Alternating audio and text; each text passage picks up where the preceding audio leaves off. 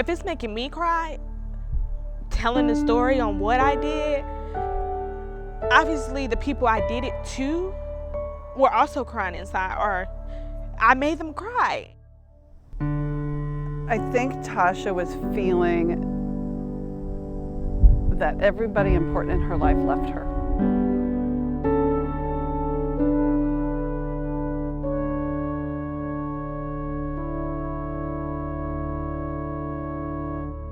My adopted mom died at 12. I was real torn up. Started having fights in school, fighting somebody just for saying something to me that I didn't like. I didn't believe anybody because I'm like, okay, I lost my adopted mom. She said she was always gonna be there and she's gone. So I don't believe anybody. She was definitely getting into trouble at school, not going to school, getting into fights. The worst thing I did was I cussed my principal out. The reason I cussed her out is because a girl, she was saying something about my mom. And so my principal pulled me off of her. So I was like, you stupid, why are you pulling me off of her? And I was just going off on her. And it got so bad that I had to be in handcuffs. I didn't get locked up, but I did have to get restrained. I remember that incident, yeah, that was bad. The first time I met Tosha, she was at a group home shortly after she had come into care, along with her siblings. And it was awkward. So when I first met her, she was like, hi, I'm Miss Julie. I was like, nobody cares. Like I was being like super rude to her, and it wasn't that I didn't like her, it's just how does she know what she's talking about when she hasn't been here? She didn't lose, her mom, or she didn't lose two moms at that. I was really mean. I was a really mean person. It pains me because the person I am now, I would look down at the person I was then. The person I was then, it's horrible that I was that person, and it was horrible how long I got away with it.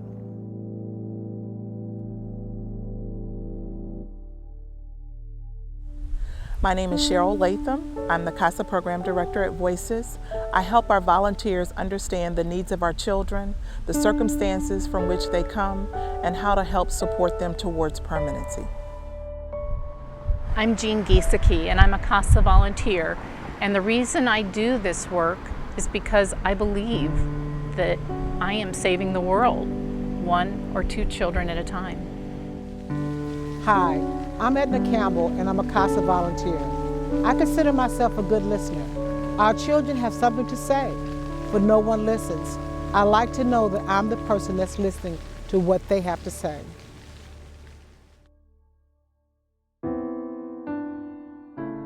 Tosha needed somebody to care about her, to care about how well she does.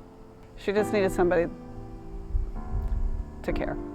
Tosha, just being removed from her placement when she first came into care, you can understand that that's a trauma to a child. And just looking back over her case for the last almost 10 years that she's been in foster care, she's been in over 15 different placements. I was at a really bad spot, and any new person, I was just like, why are you here? But Miss Julie, she was kind and she had a smile the whole time. And in my head, I was like, why isn't she cracking?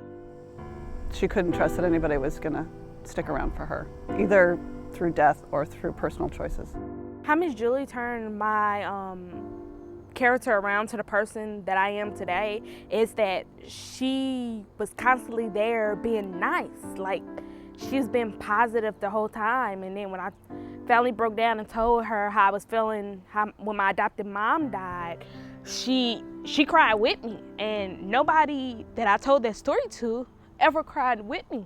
And to have Miss Julie to cry about that, I said, okay, Miss Julie must really care. Julie every day, in essence makes me realize why I continue to do this work. This is something that takes a very special person. Miss Julie, how she continued to help me after I opened up to her was she would bring me a book. And we started to build our relationship with books. I gave her the Harry Potter book and she fell in love with it, and that gave her some focus. She turned her attention, I think, in a positive way towards school, and had some success? 8th grade year, I was top of my class because I had Miss Julie there being like the rewarder. She'd be like, so what test you got coming up? And she helped me study some. She never had a time schedule with me. She never just stayed 30 minutes or she never just stayed an hour. She stayed as long as I needed her. Miss Julie is awesome. I wouldn't trade her for the world.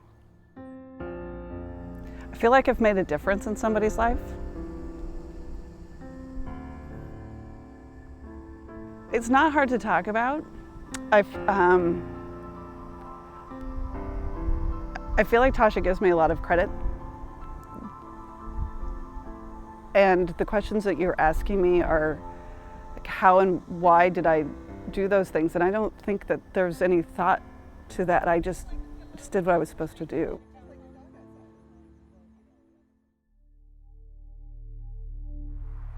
I'm Bonnie Parker. I'm a CASA volunteer. I have friends who think that what I do as a CASA volunteer is too challenging and too emotional. And I guess my response to them is simply, if you don't do it, nothing happens for these kids. I'm Ashley Ratcliffe-Weimer, Director of Programs. Our volunteers and advocates stand in the gap. They give children in foster care a voice, or they help young adults find their voice. And when they do that, they let them know that they matter. Their lives are important.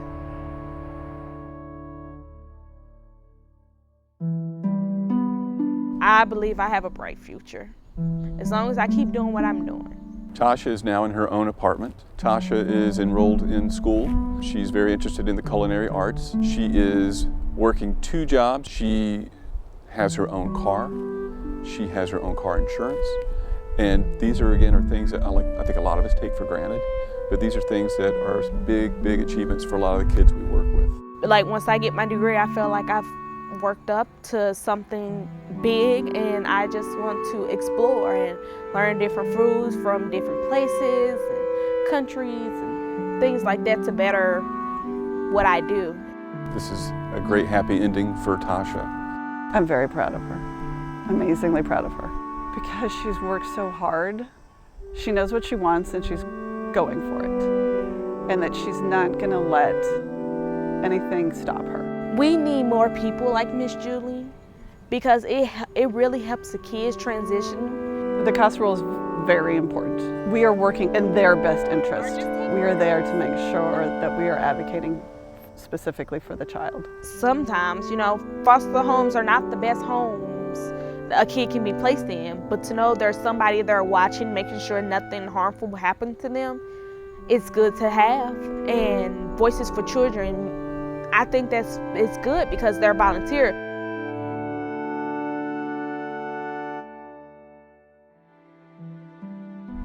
I'm Scott Larson, a longtime board member. The reason I got involved with Voices for Children is it's their mission to help the most vulnerable kids in our community, and that's extremely important to me. Hi, I'm Elizabeth George. I'm a senior consultant with the Rome Group. Voices for Children's innovative approach has the possibility for true systemic change for our children in foster care. The reason why all of this is important is because these are our children. There are kids now, but as adults, they may be your neighbors, they may be dating your son, your daughter, they may be waiting on you in a restaurant, they may be taking care of you in a hospital. We all have a vested interest in helping them become young, productive adults. I'm happy with my life now. I see no reason why I shouldn't be happy in the future. Me and Miss Julie is like a mother to me because she's been with me all the years I've been in the system since I was 12. And to think now that I'm 21 and she's still here and never left, that's what you call commitment and loyalty and love, because I love Miss Julie.